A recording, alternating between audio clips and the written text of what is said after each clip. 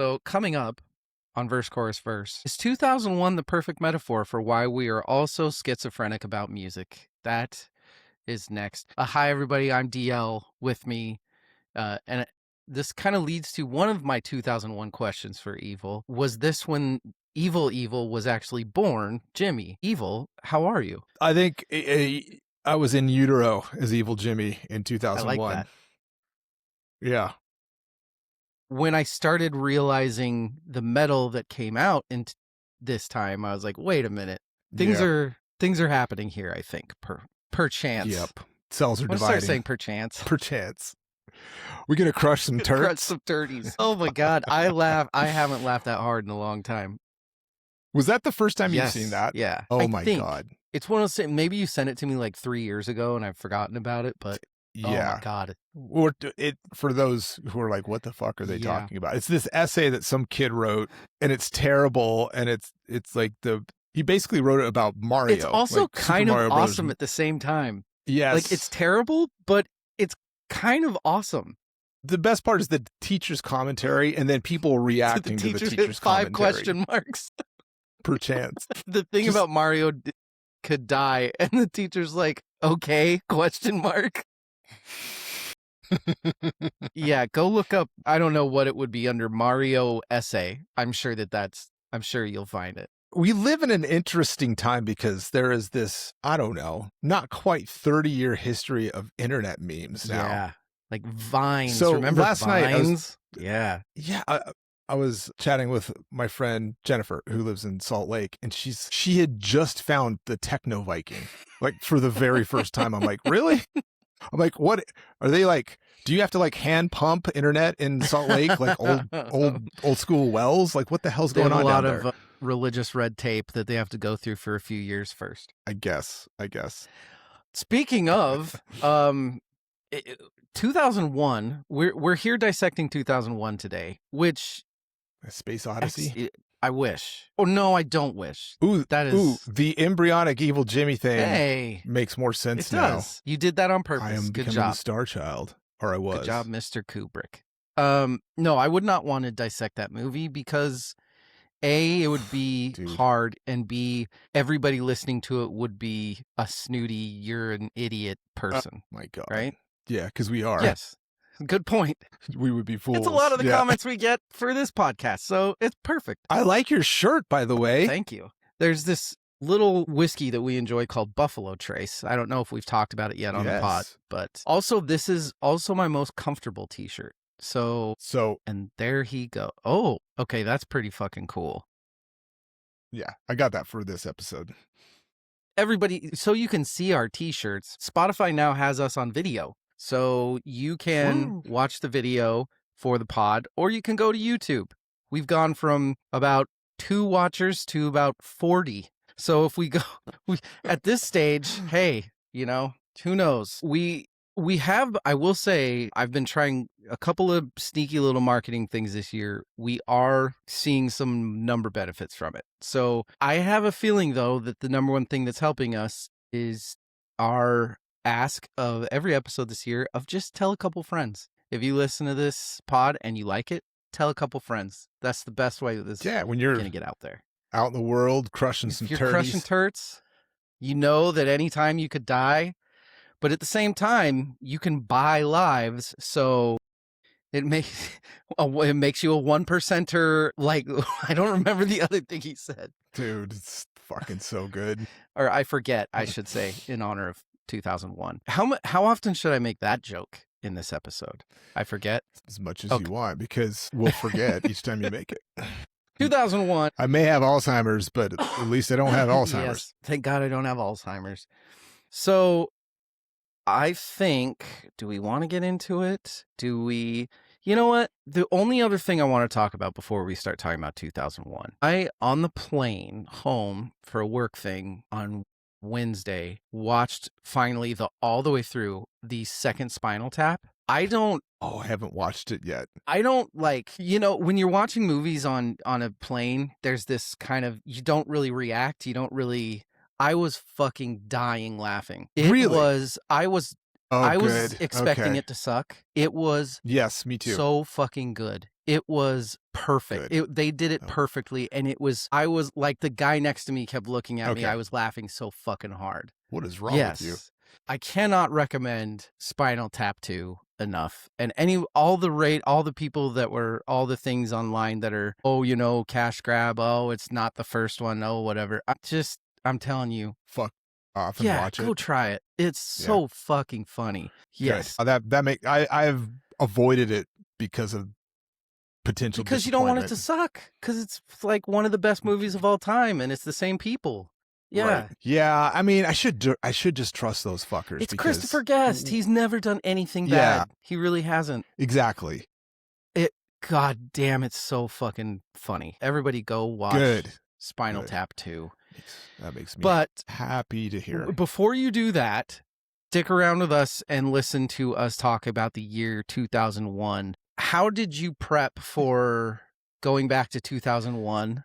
How did you study for this? Man, I initially just kind of thought back, okay, I knew that this was Evil in Utero. We'll just call it that. I knew that was sort of my mindset, is I was fed up with mainstream rock. And I can't imagine why. metal. I have nothing to say about that in this episode. I don't at all have a couple rants I'm going to go off of. Oh my God. Also, this was sort of like, I just knew it was a transition hinge year. We've talked about 97 as being a hinge year. This is another big hinge year because Napster was kind of dying. Like the iPod was released this year.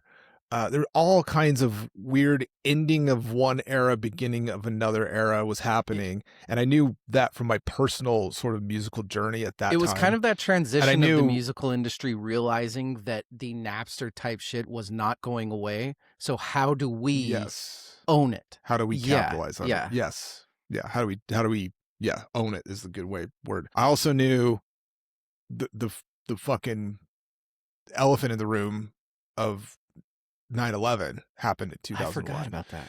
Never. Oh my God. It's so low. That was such tacky, terrible, low hanging fruit that it's really hard to avoid. And that's why we're going to pick it repeatedly. Yeah. And sink our teeth. We're basically going through we're going through 2001 again right now anyway. So, you know, why not? History rhymes, right? Yeah. The pendulum swings. The pendulum does swing. The other big sort of not really elephant in the room is I knew I was majorly into Lateralis Tool at that time frame. So that was kind of like my starting point. Okay. I guess. This is... Yeah. So were you already kind of getting into it, or was Tool kind of like a metal gateway drug for you? I was into Tool from the jump. But is Tool the thing that led you to the Boston metal scene sort of shit? And you know what I mean? No, not at all. Actually, there is an album this year that did that, but it wasn't Tool. I had been a Tool fan from hearing. Yeah. No, me too. That's actually that was when I became a fan of Tool. Is because of Sober. Yeah. And Anima, I loved Anima, but Lateralis. We'll talk about Lateralis later. I'm sure I've got plenty to say about it and my personal experience with it. It was like I'll save this. I'll put a pin in that because I don't want to get into that yet. Put a pin in it. Pinning it. Yeah, I always forget. I'm just gonna. Unintentional forget jokes they're gonna happen this whole fucking episode. I always forget how much fun I have doing the year dissections, studying, going back. This is the most fun episodes that are you'll be like 10 days in studying and have your shit figured out, and all of a sudden 7 albums are like, oh fuck, like this came out, out, like it. Every third day, you find like 3 new albums that are like, oh, fuck. Like, I totally forgot that fucking...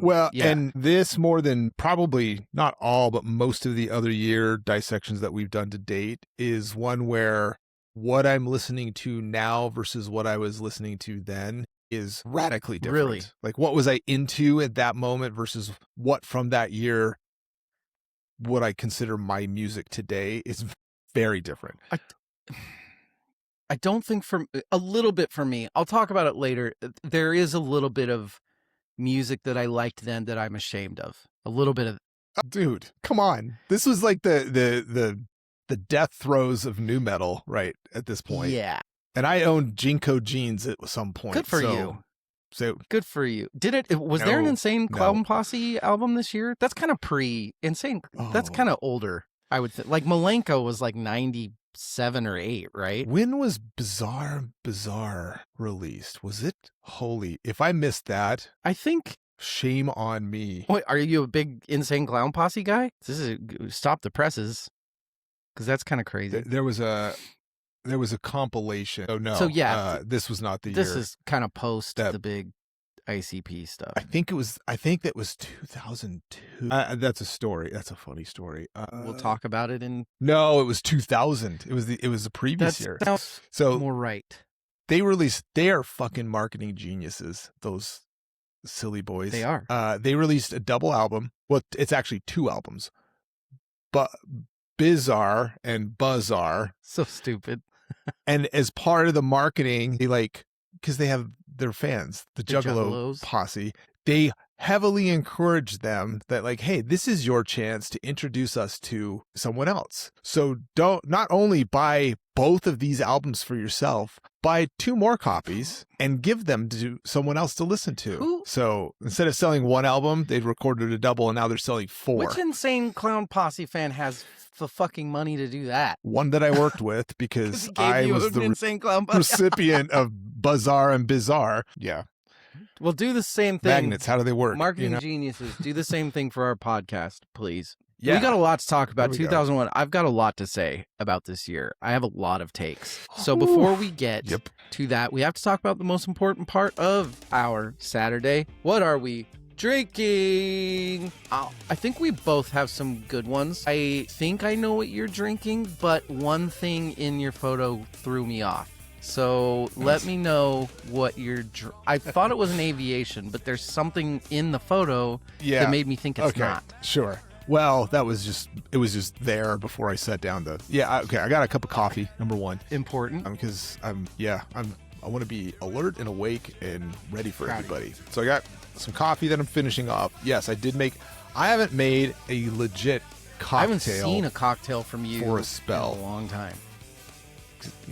Because since the exodus where I moved from my previous life to where I am today, I have so much booze in in an apartment built for one person that it's bourbon ridiculous. bottles. Yeah, yeah. So I'm just bachelor life again, and I just couldn't be fucked with making a cocktail. So I'm like, I'm going to actually make a cocktail. So I made an aviation, one of my favorites. And then I'm like, I don't have any cherries. This is the state of my life. It's like a statement of where I'm at right now, but it's delicious. And I made a double batch. So I got another one. So I'm going to take that. That is a very pretty aviation. I like to use a little more cream de violette than most recipes call for. Yeah, I'm used to them being a little more dusky blue. 2 ounces Botanist Gin, 3/4 ounce lemon juice, and then I do a third of maraschino, cream de violette, and simple syrup. Gotcha. That's my personal variation on it. And then just for funsies, I bought some mellow corn, straight corn whiskey last night, just because it was there and it's cheap, and what is it? I'm trying to become more manly. What is it like? What does it taste? What are the notes from that? Because I know that whiskey. I've never tried it, and everybody is very one side or the other on that whiskey. What did you say? They say it's either one of the best bottles they've ever had or one of the worst. And my reaction is, it is both at the same time somehow. So it's bottled in bond. It's not weak. It's 100 proof. It is. I don't want to say it's like a light bourbon because I think that diminishes what it is. It's its own thing. It's its own thing. It's 100 proof. Like I can see it pouring off the glass. Like I can see it sticking to the sides. So yeah, gotta kind of give you that little throat punch, right? 100%. Okay, I'm gonna say this, and it's gonna make it sound like making a negative comment, but it's sort of like a bourbon vodka. Okay. But in a good way. Like you should try. I'm liking it. making cocktails with it. That's kind of why. I mean, it's cheap. It's like Yeah. $19 for a bottle of it. So I'm like, No, why yeah. not? I was sold when I looked it up on Total Wine and More. It was like $20. I'm sold. Yeah. And I've always wanted to try it because like some whiskey aficionados do like it. Others say it's awful, but whatever. I got to try it myself. I mean, right? it's kind of, that's all the boozes, right? It's the same thing with And wine. it looks so cheap. It's like that bright yellow label and It cap. looks cheap as shit, but that's kind of that gives it the character, right? It's kind of, hell yeah, man. it's like, what's that amazing tequila that it's in like the cheapest bottle. It's in the green cheap ass bottle. Demoy, not Demoy. I rock the Espolón. That's my cocktail Blanco. What the fuck is it? This is terrible content. So we'll cut that out. Whatever. I'll talk about it Deal at with some it. point someday, probably. But Yeah. What am I drinking Same though? vibe. What are you drinking? The most Sorry, I like rambled on. No, it's good. We're talking whiskey. That's half the listeners. Like, by the way, I don't know why. I guess they just hated Rachel. Our female listener rate has gone way fucking up. We went from like 80. Oh, they know I'm single again. Probably. Well, they went from Jokes. We went from We like got jokes, 87% male to like 55. What albums did we talk about that the ladies dig? Soil Work, I guess, was a big one for them. I don't know, but I love it. I absolutely love it. Please join in the whiskey conversations with us. And Of course. we wanted to, even out shit a little bit. We may act like He-Man woman haters once in a while, but don't worry, we love the ladies. Speaking of, I'll keep the sexist thing going. So the most popular cocktail in 2001, you know what it is? In 2001, there was an extremely like Cosmo because of this the is worst like, show in history. Sex and the City, yeah. But I'm not keeping the sexist thing going. I'm not a little bitch, so I made a Manmopolitan, which is vodka, lime, and Red Bull. So boy, I'm glad you said that. I almost forgot. I considered trying to formulate an elevated turbo margarita because this was like the era of me making the turbo margarita. Doesn't that kind of defeat the purpose? Doesn't elevating a turbo, is that the... Yes. Okay. That is why I'm like, this is a stupid idea. Let that sort of exist in its bubble of time where it was its thing. It is come and gone. I don't think it's gone. For listeners who don't know, I think we have to do like an anniversary episode, like a 500th episode or something. We have to do Turbo. Well, Margs. I'm gonna buy stock in Tums for that episode because I drink turbo margarita and I have instant heartburn. And when was the last time you drank one? A few years ago. I made a batch and I'm like, this is why so I now don't you're do this older anymore. I guess. Oh, and Cointreau. I have to say, this drink is not bad at all. It's Red Bull, Cointreau, vodka, and lime. I'm not hating it. This is like the Mountain Dew argument. Maybe I still have to do the Mountain Dew bourbon thing. So, yes, clearly that'll be on one of the quick fires. For you listeners, we were supposed to do a quick fire. Rachel is not feeling well, so we're not doing that. We are talking about 2001 though, which is just an incredibly interesting year. So stick with us. Boy, it is. We'll take a break. We'll be right back. Hi, everybody. How are you? Part 1 of 2 parts of 2001. Let me tell you the top 10 movies grossing for 2001. Hannibal, the remake of Planet of the Apes, Jurassic Park 3, The Mummy Returns, Pearl Harbor. Pause. Okay. The way you said it, Hannibal Planet? I thought you said Hannibal, the remake of Planet of the Apes. Yeah, that's a good show. Okay, please. I'm Hannibal, sorry. That just made me laugh. Please continue. I like it. The Mummy Returns into Pearl Harbor, which everybody loves. Ocean's 11 into Shrek, which made less than Monsters, Inc., which is fascinating. But of course, we have the top 2, and I cannot believe that the number 2 is not the number 1. The first Lord of the Rings movie, followed by... That's number 2? Number 1 is the first Harry Potter movie.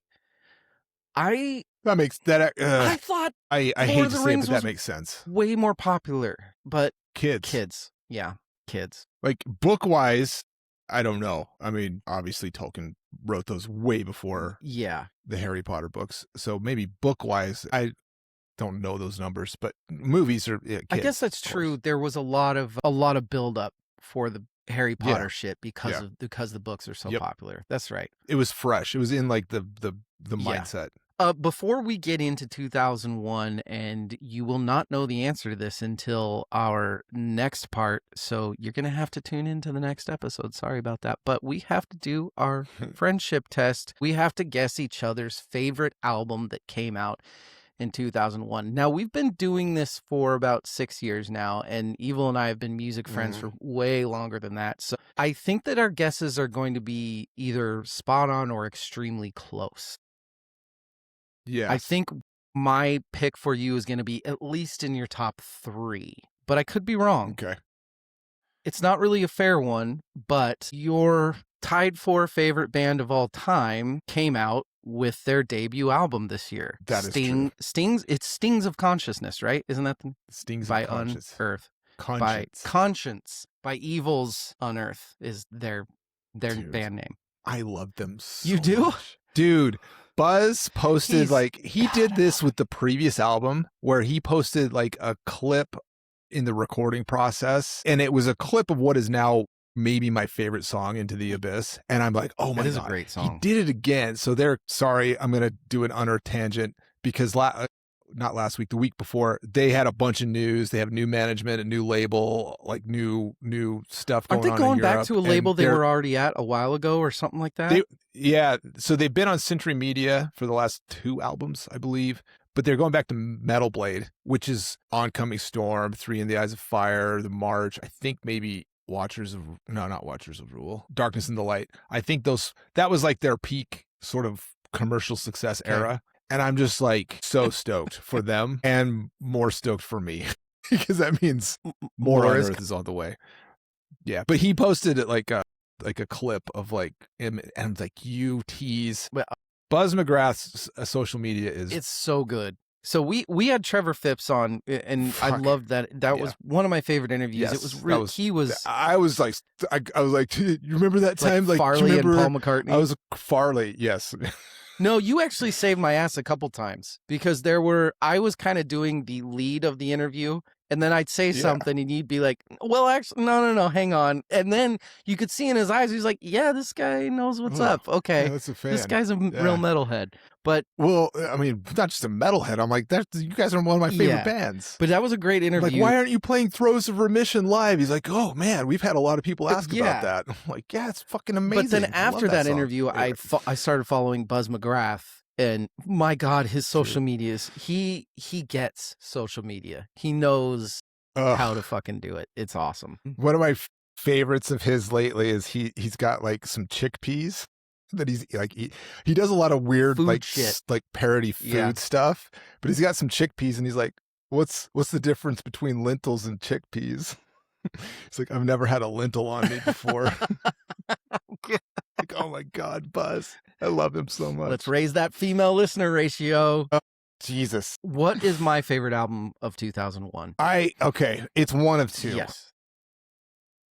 And I don't know which one it is. I'm going to pick one, but it's either The Strokes or Gorillaz. And I'm going to say The Strokes. No, I don't want to spoil anything, but you are more than likely correct about it being one of those 2. Those 2 are in the top 3. I mean, here's what's cool. We've been around long enough to where we have had episodes on both those albums before. We've done a full dissection of The Strokes, and we did a full album dissection of the Gorillaz, where I believe both of us gave that album a 10 out of 10. Those albums, to me, both those albums are fucking 13 out of 10s. They're unreal albums. Good pick. Let's talk about 2001.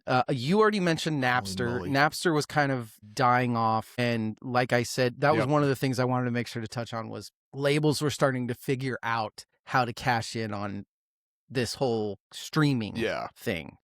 Yep. Because of that, to me, this is also one of those years where it is hard to find certain shit. Like vinyl was so not a thing. And a lot of those bands are still not. There are certain pockets of the past where if you want to find a vinyl, if you want to find a record of like one of your favorite albums from a year, it's hard on some of these. My hope is much Yeah. like you see the album, the Jimmy World behind me. My hope is that now that records are officially like here and just it's an insane industry now that they're going to reissue. But a lot of wasn't it Warner label, which was the biggest label at the time, had this massive warehouse fire and like a ton of fucking tapes got burnt. So Yeah, that sounds right. there are albums I'll talk about a Yeah. couple later or like my number one holy grail album is Midnight Vultures by Beck. And a lot of people think that it's never coming because that shit got burnt. Because It doesn't it's exist impossible. anymore. Yeah. Yeah. So, like, speaking to the vinyl thing, like, I love the band Galactic and Okay. stuff from like that era. So 2002 is, I think, when Ruckus, which is probably my favorite album of theirs, came out. And I'm like, let's see if I can find that on vinyl. Oh my God. Like, I'm not spending that kind of money. Oh, but it actually has been issued. It is out, but it's like, I don't know when the vinyl actually came out. Probably not in 2002. No. But yeah, it's like ridiculous. I'm like, so they're newer albums you can find, but the stuff that I like is kind of pushed back a bit, like early mid 2000s, and it's impossible. It's hard. I don't want any spoilers or anything like that, but there are there's a Dave Matthews album that came out this year, and Yeah. they have a insane cult following that will buy anything, and they have never issued this album on record. So it's one of those years where you want some. Yeah. It's maybe eventually some of these will be issued. Also, I'm sure. like a Dave Matthews band will, but there's a couple more we'll get into later. I don't know that I'm ever going to own it on vinyl. Not going to happen, and that upsets me. Yeah. That makes me uncomfortable. Evil, I want to hear your thoughts. I have a thesis for 2001, and then I want to hear your thoughts. Here is what I've come to realize thanks to studying for 2001. It is that even in the worst of years where I can very confidently say, much like the best albums you will ever hear all came out in 1994, one of the worst years that music has ever gotten was 2001. It is, up to now, I don't think there's another year out there that is worse for music. That said, what it made me realize is that even in the worst years, you will find great music. You will find amazing shit. You will find people that are trying to swim against the stream and come up with something that's fucking different.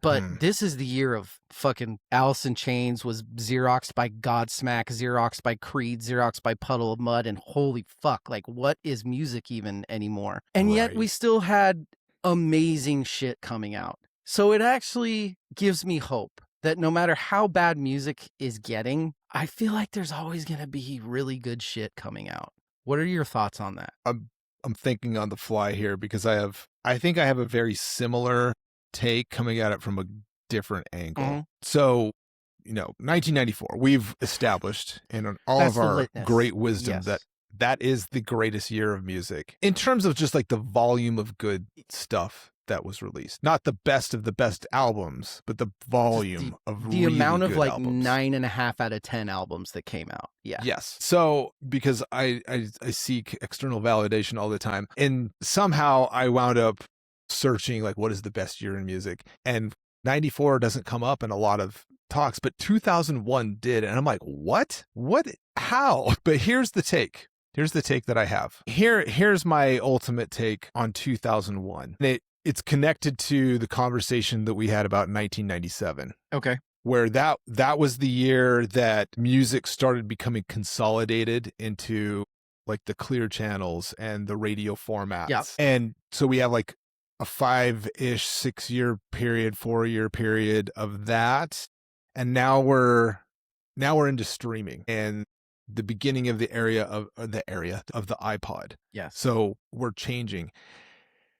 So music, I was actually initially, I'm like, this year is just complete garbage with the exception of a few really good albums. Then I actually dug in and I'm like, no, this is like the beginning of the balkanization of music, where Well put. individual scenes sort of cropped up. Are you an indie kid? Are you underground metal kid? Are you, into electronic music, which we don't talk about a lot on this podcast, but this was a huge year for electronic music. Yep.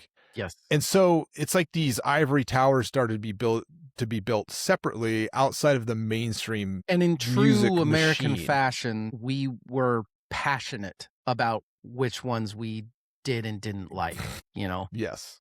Yeah. Yeah.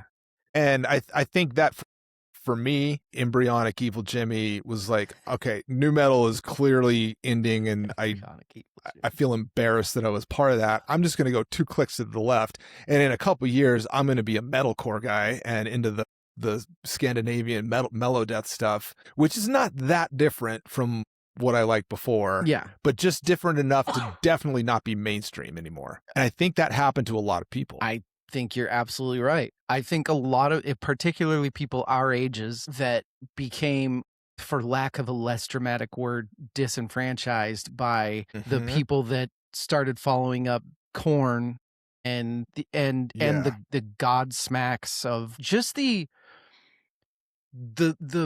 unbelievably blatant ripping off of anything 90s that they possibly could. Yes. I mean, like Godsmack is a great example because they didn't even fucking I got more for you later. They named, but I'm gonna save. Their name was stolen from Alice in Chains. Like you couldn't. It was just right there for everybody. Inspired by. Yeah. Okay. They even did the fucking like tribal sun thing as a you could not. And adding insult to injury, of course, I'm not trying to be a dick, but it's fucking Godsmack. Like, it's not like, don't try to be one of the elites when you're just do your own. Don't call your fucking band a different name. And they would still kind of, I don't know. I was kind of in Godsmack too. So who the fuck am I? I was too. I liked their first album, which was a little bit before this. It slapped. Yeah. At the time. But that's perfect point, is kind of what you were talking about, where there was almost this embarrassment of realization of like, fuck, I kind of like shitty music. Like, you know what I mean? Like, hey, yes, I had a whiskey and I texted you last night. I will fully admit it. And I was like, dude, why does POD kind of slap a little bit? Like, dude, they wrote some good fucking songs. And it's just the worst of the worst style of music, and yes, just God, wait, dude, I'm with you. Did I lose you again? Yes, I did. We'll wait until you return. Is he back? I'm not dead. Hello. All right, You're frozen though. Am I? Your video's frozen. Well, that's not fun. Hey, I'm on the other side now. I hear you though. Yeah, you're. We flipped. Okay. Bert is now Ernie. And my notes won't load, so that's fun too. We were talking about great music, right? Weren't we? Great music. You were talking about Godsmack, so yes. We had some technical difficulties for a little while there. We've gotten good at having technical difficulties. The good news is I am socially lubricated at the moment, so I am too. Here we go. I got my red grandpa cheeks. I officially, as of this year, it's officially when I know I'm at least buzzed because my cheeks and nose get really red. So I didn't realize that was a get it with age thing, but it definitely is for my genetics anyway. Evil, I have a question for you. What is it? If you had to name the breakout album, artist, whatever of 2001, who would you name? Oh, man, we're going right there. Yeah, why not? Yeah. I think I want to come back to some stuff, but The Strokes clearly is the right answer. Yeah, it is. It's the right answer.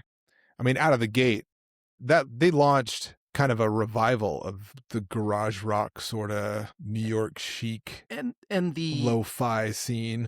The anticipation for that project that was not really even marketed. Right. Just this word of mouth. There's this band, The Strokes, that's about to come out with an album that's going to fucking change everything, and it lived up to the hype. You're right. There might not be I'm hard pressed to think of a better breakout off the top of my head. The things that I was juggling, I thought maybe Gorillas. It doesn't feel right. Gorillaz is a good one. System of a Down. That's a good one too. Also didn't feel quite right. The Strokes, Yeah. I kept landing on them as the right answer. I would not argue it. You had talked earlier about this being a massive, massive time for electronic music. I know where you're going there. Daft Punk's Yeah. Daft Punk album. It was, I don't think any of us could have imagined a electro album like that getting that fucking big. You know, there had been DJs and stuff like that had I'm blanking on who was the huge LCD Sound System. Like he got really, really big in the 90s, but that Daft Punk album was fucking crazy. Yeah. And then the other one that I have, she was my big 2001 crush. She was about 4 years there, pretty good crush. And then she was in, did you ever see the movie Smokin' Aces? Did not. It's fucking amazing. It is such a good movie. And the cast is crazy. It's like Ray Liotta, Chris Pine, Common. Like Chris Pine is this like backwoods Nazi. It's fucking crazy good. But one of the hit people in it, Jeremy Piven, is the guy that everybody's trying to kill. It's all about a bunch of hitmen trying to kill this Vegas dude. Keep going. I'm smiling back here because go ahead.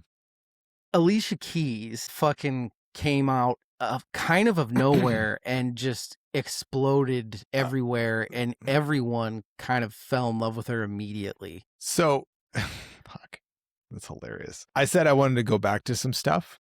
Up in my notes talking about just the year overall, which we've kind of moved on from. I have very few celebrity in quotes crushes, but Alicia Keys is a huge one and always has been.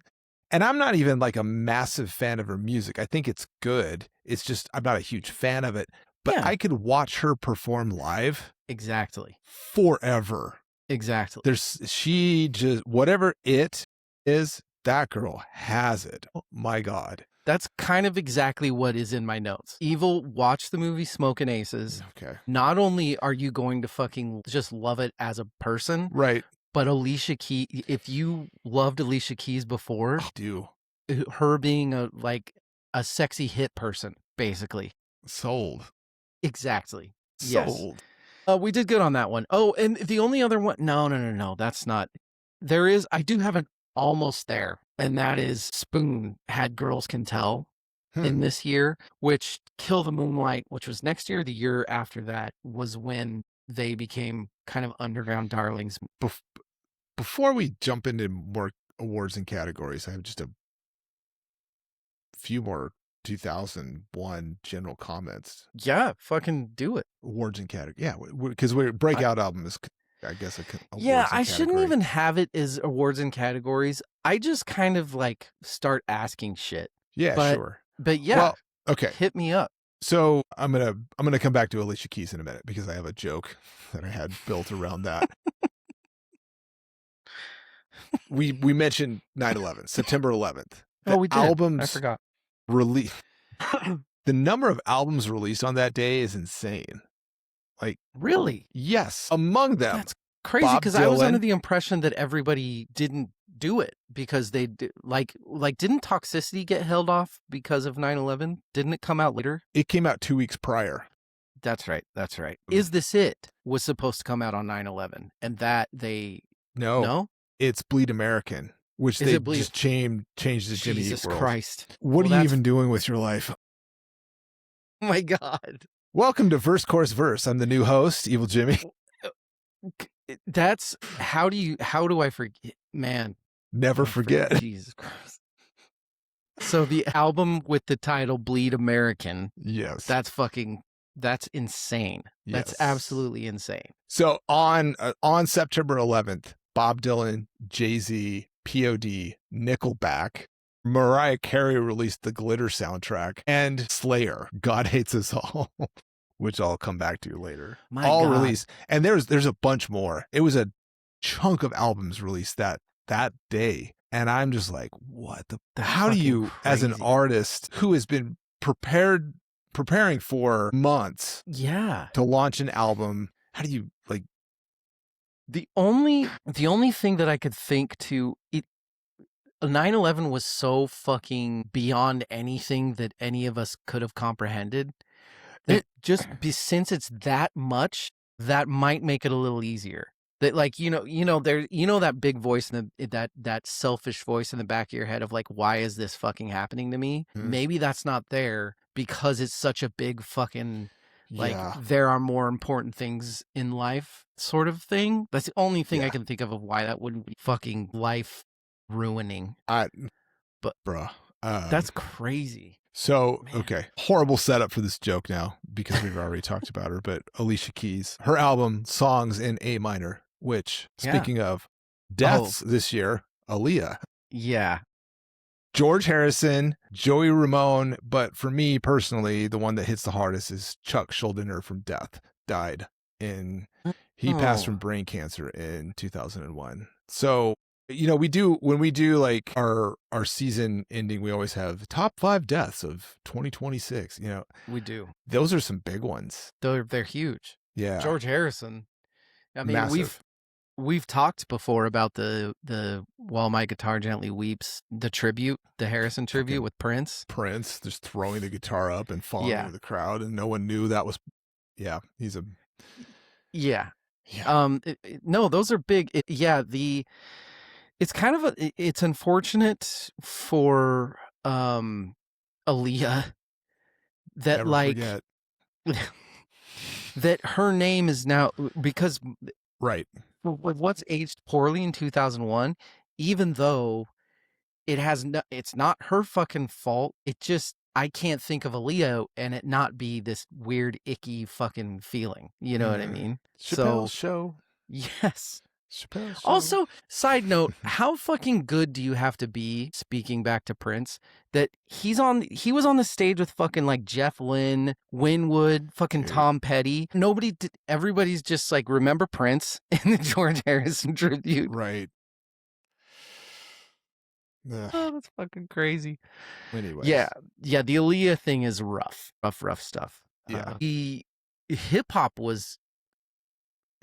In fact, that transition was happening in 2001 from. It was in a weird place. Yeah. With the exception of one album, it was in a really weird. Well, with the exception of there was one really big album, but it was in a weird spot. So, 2001, I was listening to a lot of rap because I was hanging out. I was in the Navy. I was hanging out with like predominantly black people, and it was this super weird transition from like fucking.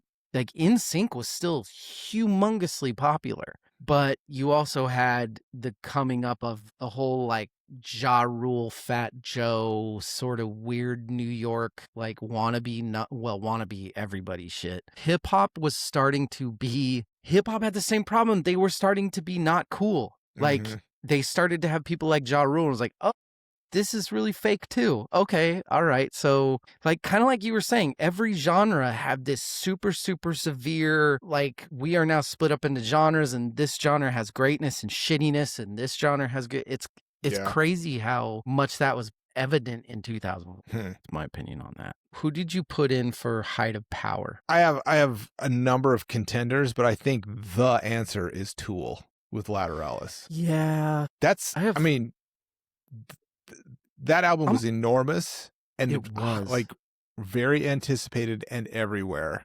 Yes. And then I don't know how many days after it wasn't 10,000, but how many days after, years after was 10,000 Days released.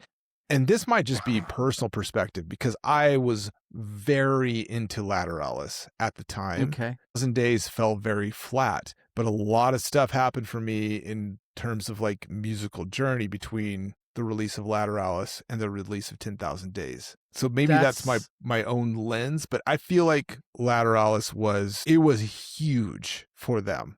It was massive. It's like they're on I don't want to say they probably are more commercially successful after that, but artistically, that was the peak for me. Anima and Lateralis were like the peak. You and I as far as Tool, are very, very different. So first off, Lateralis was, I think that was the first Tool I ever actually owned, that I ever actually bought. Wow. It Okay. wasn't the first one that I loved. Like, I loved their old shit. I loved Mhm. it. Lateralis is probably like my third or fourth favorite Tool album. And I kind of felt the opposite. I thought Lateralis was almost like, I'm going to talk a little bit about Jamered Main's Creenin, and my, actually in the quickfire, I'm going to talk about how I think I'm just jaded on Maynard James Meanin. I think I'm just kind of sick of him, but this comes out after the quickfire, so I can say it. That we're recording in the future. Yeah, so sorry, evil spoilers here, but I could not figure out why I did not like the fucking Pussifer album. Pussifer's is a weird, it's a challenging wank, as you would say. But I've liked their previous albums. Okay. My fucking audio just changed again. It's been on and off scratchy, your audio. Okay. But I do not like I couldn't put my finger on it. The only thing that I could really pinpoint was I'm just kind of fucking sick of Maynard out shtick. Yeah. Of his I am the smart one in the room. Everybody is a bunghole. And it's that typical musician, like, well, fucking do something about it then, man. Like, don't just sing songs. But, which is ironic because I agree with like almost every fucking point of view he has. But I just am sick of his hearing delivery. Yeah. And I don't, maybe there's a thing of Americans getting fucking sick of being in like echo chambers right now, where it's like, I don't want a bunch, like, I get pissed off now when I see things on Facebook I agree with. I'm like, I don't fucking need fucking people preaching these things on Facebook. You know what I mean? Anyway, sorry. But it's relevant with Tool because he brings that, you know what I mean? Yeah. And Lateralis was the first time that I was like, oh, this guy's gonna be like a artsy fartsy dude, which means it's amazing. But then when they did 10,000 Days, I kind of thought differently. I was like, oh, okay, so they still are kind of, so we feel very differently about those two projects. Maybe this is filtered through the lens of my own, I don't want to get too weird, but like spirituality. Well, Lateralis, that album was released in a time where my mind was kind of opening up, and that may or may not had to do with like some killer drugs. Yeah. Yeah. But that era, in that time, it was very meaningful for me. It is, like I said, with 10,000 Days, I was kind of like, well, I was disappointed. I've been disappointed since this album with what they've done. Not to knock on it. I think I do enjoy Tool, but I was very into Lateralis as an album and the concept, and because it's kind of this self-help therapy. Yeah. Like exploration of like, you know, reality and blah blah blah. And a lot of it had to do with like the videos and the art released alongside the album. So like, true. I'm like, this feels like a personal therapy It's funny, session. I don't remember this sort of stuff very often, but the CD art for Lateralis was fucking amazing. So I was just gonna go into that. When I was like very young, we had a set of encyclopedias, and in part of that, like this is dating me massively, but in like the human body, they had like the vellum overlays where you'd have the different systems of the body. Yeah. Well, yeah, I know exactly what you're talking about. And that's what this album was. And I was fascinated by that stuff as like a 4-year-old. This is weird. I would read the encyclopedias as a child because I'm a fucking nerd. I did the same thing. That stuff was really fascinating to me. And so I think just the entire packaging of them artistically spoke to me at that time as I was going through some other mind expansion, that vague sort of things. And so like there are some songs on that album that's today I'm like, this is some fucking killer shit. And Danny Carey's drumming, I think, was the best on that album. So, and I completely, as far as musicianship, it's fucking like Schism. I mean, no musician is going to listen to a song like Schism and be like, okay, well, yes, that is fucking beyond brilliant. Yeah. And just the first 3 seconds, I remember exactly where I was the first time I heard Schism. And I was like, okay, like this is just a whole different level of fucking like what a rock band is trying to do. Sure. So I get that it's brilliant, which is, you know, spoilers, but it's high on our top 10 because it's fucking brilliant. It is. Yeah. I get that. I have a weird relationship with Tool. Yeah.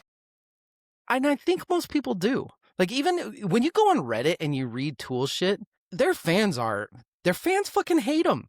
Their fans, hate them. I completely agree with you, but putting myself back into that era, like if you were wearing a Tool t-shirt, you were like in the cool kid club. Like you got something in quotes that other people did. That's why I'm putting them at the height of power. It was sort of like the peak. That's true. That's true. Yes.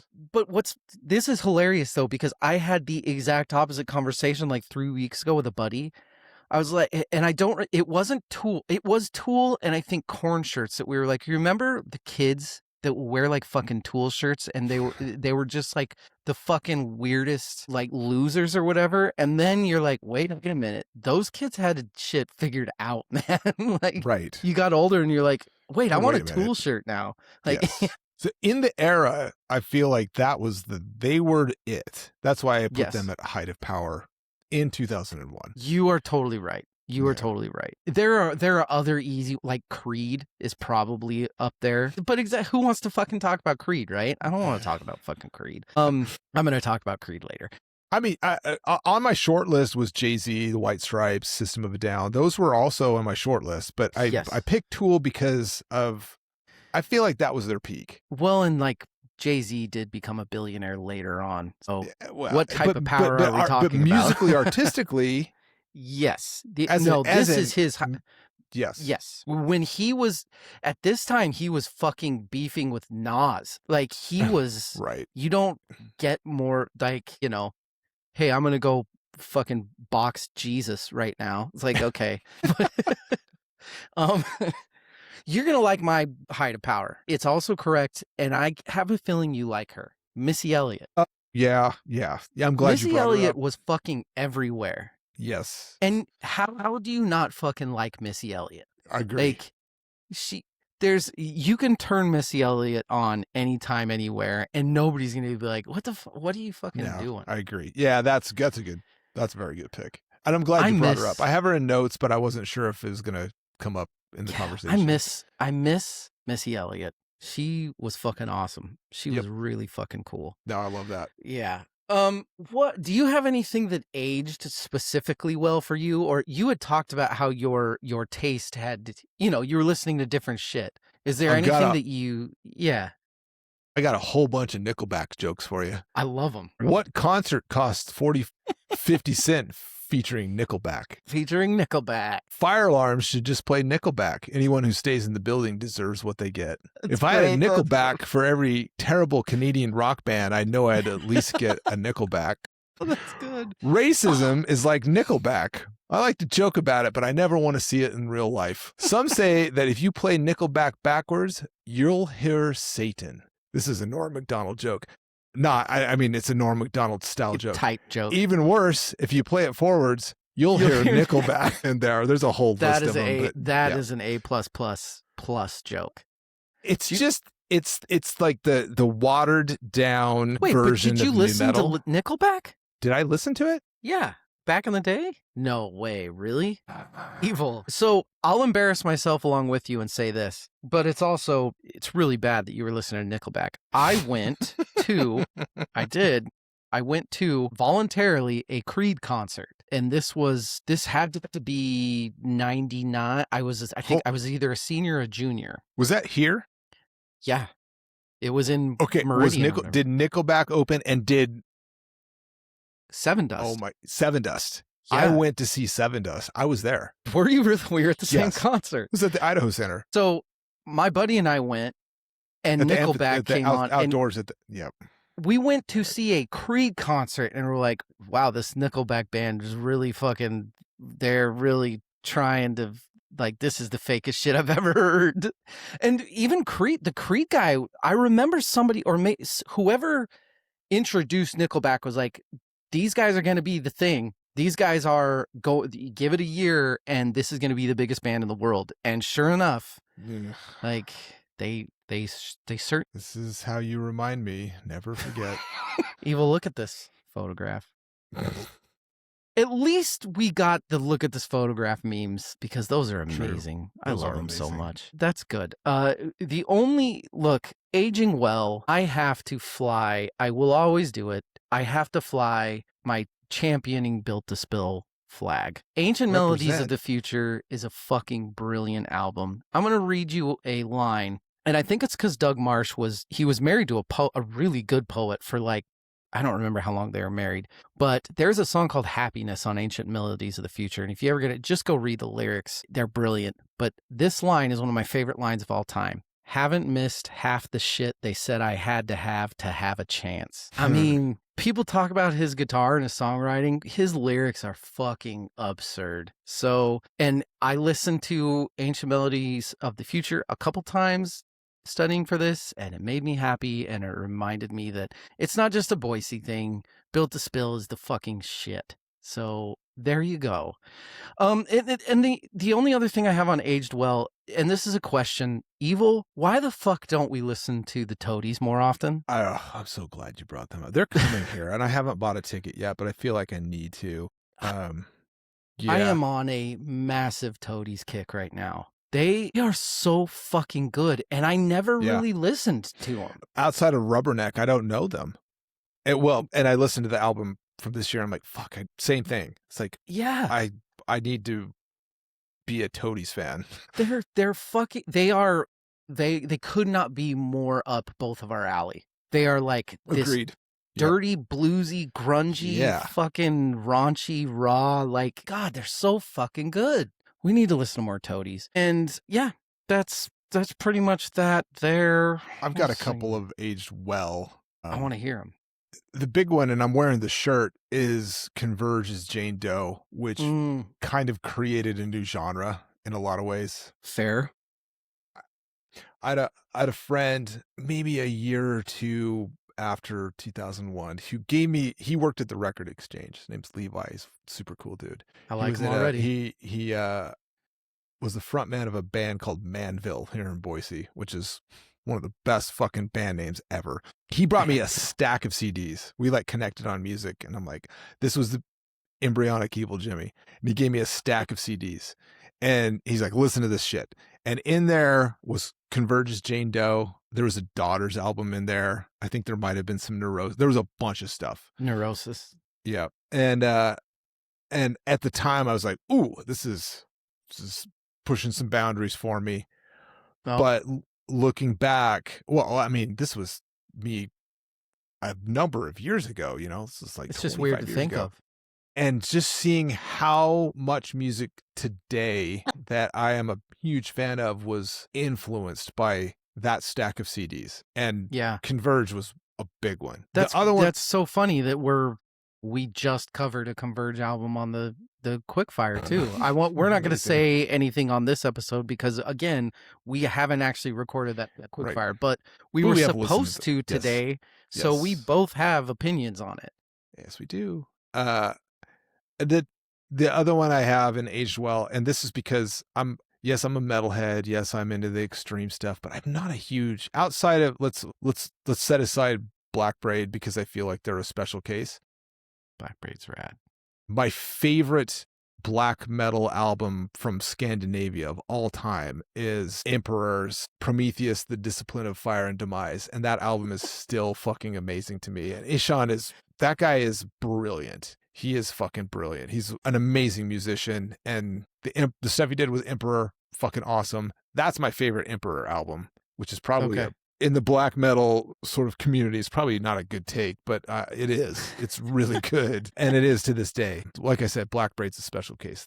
So were you listening to that stuff then, or is that the stuff that you listen to it more now than you would have then? Emperor was part of the birth of Evil Jimmy. It was a little bit after this year, maybe 2-3 years, where I was like becoming a real fan of more extreme metal. Gotcha. What about, you know what I listened to a lot back in the day? And it was one of the there are certain times in life where you feel like you're more of a music nerd. Mm-hmm. I remember when the first time I saw High Fidelity, and there's a part in High Fidelity where he says, I don't remember the exact line, but it's a record store day and it's busy, and he leans over to one of his buddies. He's like, I'm now gonna sell 15 copies of the 3 EPs by the Beta Band, and he turns on the Beta Band, and everybody just kind of starts, one guy's like, this is good, and he's like, yeah, I know, but I really was into the Beta Band at this time, and they have their album from this year, which was right before that one that they talk about in High Fidelity. So I was so in my own fucking ass, like, oh, hey, look at me knowing the Rob Gordon shit before High Fidelity comes out. And then, like I said, I listened to a ton of rap back in the day in the 2000s. So like Ghostface Killah had an album, Beanie Siegel had an album. The big ones, 3 6 Mafia was one that I don't think a lot of people know them, but they were huge underground. And then nobody knew him yet, but they were going to. Fucking Lil Jon and the East Side Boys. Wow. Yeah. This was like their second album, I think, or something. What? And the only other thing that Fugazi's last album came out. Mm-hmm. So I was super into, I think people knew that it was kind of the end times for Fugazi. Glad you mentioned that. And I love fucking Fugazi. And that's it's not punk. It's fucking weird. And it's not in my top 10, but I listened to it a lot back in the day. I really did. And do you have anything else on like listening then versus now? I mentioned Tool. I was like very largely into Lateralis at the time. Yeah. This was like the death throes of the nu metal era. Yeah. And we already talked about POD. I owned Satellite on CD. It was huge. Evil, you were the youth of a nation, okay? I was the youth of a nation. But the big one, and this was the last album that I really liked of theirs, was Incubus's, what was the name? Morning View. Yeah. Yeah. That was. Do you think how much, well, I shouldn't say how much better. Do you like their first album? Not their first album. What was the album before Morning View?